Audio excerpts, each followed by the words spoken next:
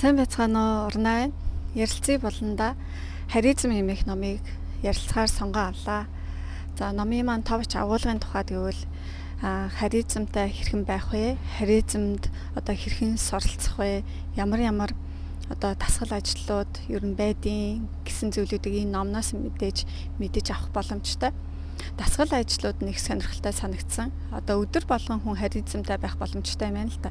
Одоо номонд дурдсан дасгалуудыг хийж одоо хөвшснээр харизм нь биднэрт одоо өдөр тутмын амьдралд ер нь хийх нөлөөтэй гэдгийг энэ хүү номыг уншсанаар ойлгож авлаа. Бид одоо бизнесийн томоохон уулзалт зохион байгуулах, ярилцлаганд орох, томоохон сургуулиудад одоо элсэн орох гэдэг ч юм уу те. Ийм зүйлүүд амьдралын одоо нэлээд томоохон асуудлуудыг шийдэх зүйлүүдтэй ер нь бид нөр тулгарч байдаг. Тэгвэл бид нөр харизмын ачаар одоо тэрхүү хүссэн зүйлүүдтэй эрэг үр дүнтэйгээр хүрэх боломжтой байдаг юм байна.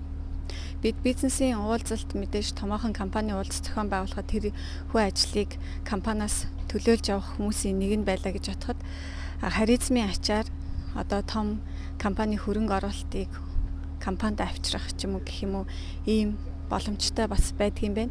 Энэхүү номон дээр маш олон жишээ, тоо баримтуудыг бас дурдсан дасгал ажлуудтай байгаа нь нэлээдгүй их таалагдлаа. Та нар минь ч гэсэндээ сонирхч ивэл мэдээж авч уншаад бусдтайгаа бас хуваалцаарай. Тэгээд бид дотоод энэ нөгөө мэдрэмж тэ биднэрт мэдрэгдэж байгаа тэр мэдрэмж маань биеийн хилэмжээр маань дамжаад бусдад одоо эрэг болон сөрөг сэтгэл төрүүлж яд юм байна. Биднийг одоо хүнтэй уулзахад нөгөө эсрэг талын хүн маань ерөнхийдөө биеийн хилэмжээр маань ерөнхийдөө ямар хүн бэ? Үний ярьж гинэ, удлаа ярьж гинэ гэдгийг маань тодорхойлоод аль үжээ мэдсэн байдаг юм байна. Тэгвэл бид биеийн хилэмж дээрээ одоо юуг анхаарах ёстой юм те? Тэхийн тулд дотоод одоо хүн дотоод мэдрэмж гэдэг юм уу тэр зүйлээ удирдах чадсанаар биеийн хилэмж маань бусдад эерэг сэтгэл үлдээх одоо цаашлаад ажлын карьер, хувийн амьдралд маань эерэг нөлөөллүүдийг авчрах бас боломжтой байдаг юм байна.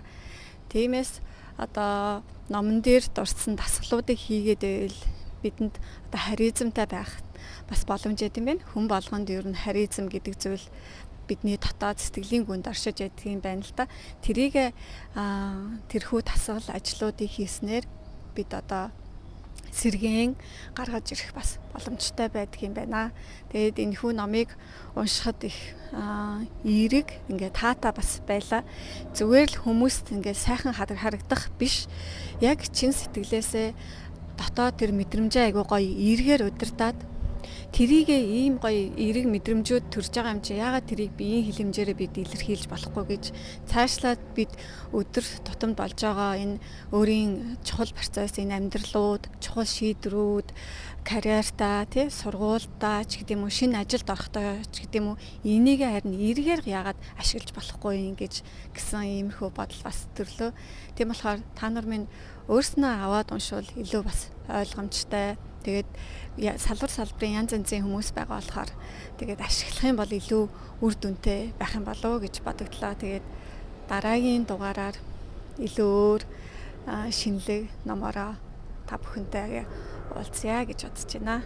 Тэгээд баяртай.